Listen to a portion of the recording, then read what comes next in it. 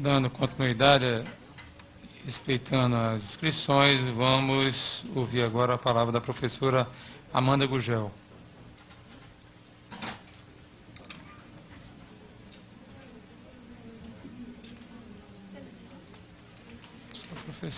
Bom dia a todas e todos. Durante cada fala aqui, eu pensava em como organizar a minha fala, né? Porque, assim, são tantas questões a serem colocadas e tantas angústias, né, do dia a dia, de quem está em sala de aula, de quem está em escola, e eu queria, pelo menos, conseguir sintetizar minimamente essas angústias. Mas também, como as pessoas apresentam muitos números, e como sempre colocam, os números são irrefutáveis, eu gostaria também de apresentar um número para iniciar a minha fala, que é um número composto por 3 algarismos apenas, bem diferente dos outros números que são apresentados aqui com tantos algarismos, que é o número do meu salário, né? Um 9, um 3 e um 0. Meu salário base, R$930. E aí eu gostaria de fazer uma pergunta a todas e todos que estão aqui, sim, em nível superior, com especialização. Se vocês conseguiriam, mas também respondam só se não ficarem constrangidos, obviamente.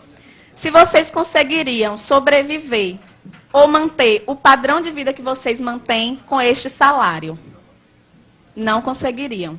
Certamente, esse salário ele não é suficiente para pagar nem a indumentária, né, que os senhores e as senhoras utilizam para poder frequentar esta casa aqui, não é?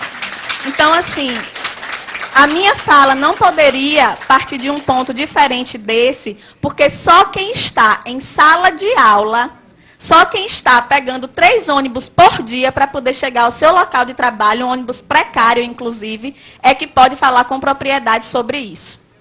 Fora isso, qualquer colocação que seja feita aqui, qualquer consideração que seja feita aqui é apenas para mascarar uma verdade, que é uma verdade visível a todo mundo, que é o fato de que em nenhum governo, em nenhum momento que nós tivemos no nosso estado, na nossa cidade, no nosso país, a educação foi uma prioridade. Em nenhum momento.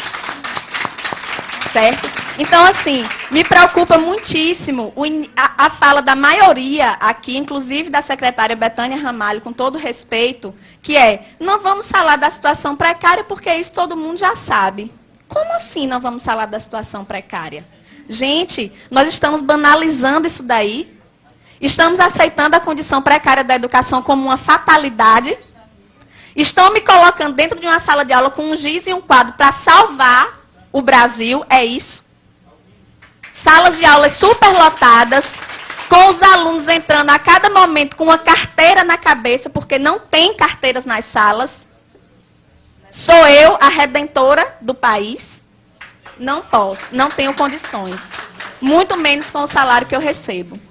Tá certo? A secretária disse ainda que nós não podemos ser imediatistas, ver apenas a condição imediata, precisamos pensar a longo prazo, mas a minha necessidade de alimentação é imediata. A minha necessidade de transporte é imediata. A necessidade de Jéssica de ter uma educação de qualidade é imediata. Certo? Então, eu gostaria de pedir aos senhores, inclusive, que se libertem dessa concepção errônea, extremamente equivocada, isso eu digo com propriedade, porque sou eu que estou lá, inclusive, além, propriedade maior até do que os grandes estudiosos, parem de associar a qualidade de educação com professor dentro de sala de aula. Parem de associar isso daí. Porque não tem como você ter qualidade em educação com professores 3 horários em sala de aula. Certo? Porque é assim que os professores multiplicam os 930. 930 de manhã, 930 à tarde, 930 à noite, para poder sobreviver. Não é para andar com bolsa de marca, nem para usar perfume francês. Certo? É para ter condição de pagar a alimentação dos seus filhos. É para ter condição de pagar uma prestação de um carro que muitas vezes eles compram para poder se locomover mais rapidamente entre uma escola e outra e que eles precisam escolher o dia em que vão andar de carro porque não tem condição de comprar o combustível. Tá certo? Então, a realidade nosso, o cenário da educação no Rio Grande do Norte hoje é esse. E eu não me sinto constrangida em apresentar o meu contra-cheque, nem a aluno, nem a professor, nem a nenhum dos senhores aqui, porque eu penso que o constrangimento deve vir de vocês. Sinto muito, eu lamento, mas deveriam todos estar constrangidos, entende? Então, assim, entra governo e sai governo, e eu peço desculpa mais uma vez, Betânia, mas não tem novidade na sua fala.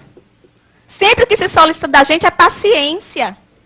É tolerância. E eu tenho colegas que estão aguardando pacientemente há 15 anos, há 20 anos, por uma promoção horizontal. Professores que morrem e não recebem uma promoção. Então eu quero pedir à secretária, em primeiro lugar, paciência também, porque nós não aguentamos mais esse discurso. Não aguentamos. O que nós queremos é objetividade. Como é que é? Queremos sair desse impasse? Queremos. Mas como? Sem nenhuma proposta, de mãos abanando? Voltar mais uma vez desmoralizado para a sala de aula, para o aluno dizer, professora, a gente ficou aqui sem ter aula e só isso. Vocês receberam R$20, R$30, dão risada. Pedimos ainda, secretária, respeito. Para que a senhora não vá mais à mídia dizer assim, pedimos flexibilidade, como se nós fôssemos os responsáveis pelo caos, que na verdade só se apresenta para a sociedade quando nós estamos em greve, mas que está lá todos os dias, dentro da sala de aula, dentro da escola, em todos os lugares. Certo? Então, respeito. Não se refira à nossa categoria dessa forma, não se refira. Nem se refira apenas como se fosse a direção do Síndico que está querendo fazer essa greve. Não, é 90% da categoria. 90% da categoria no estado inteiro, nos interiores, aqui na capital. Certo? Pedimos aos deputados apoio.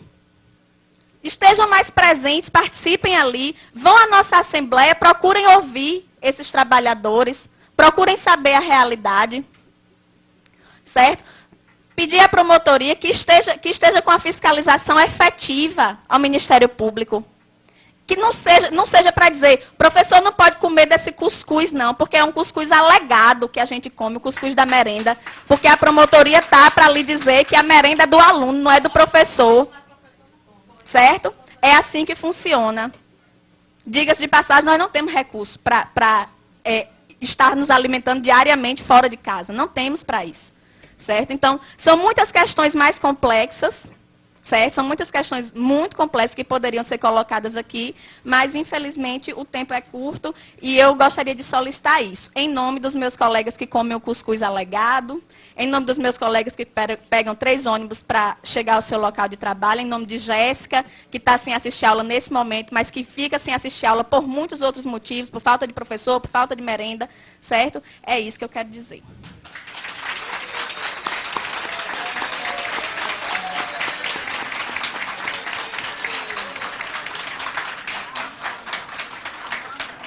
Parabéns à professora Amanda Gurgel.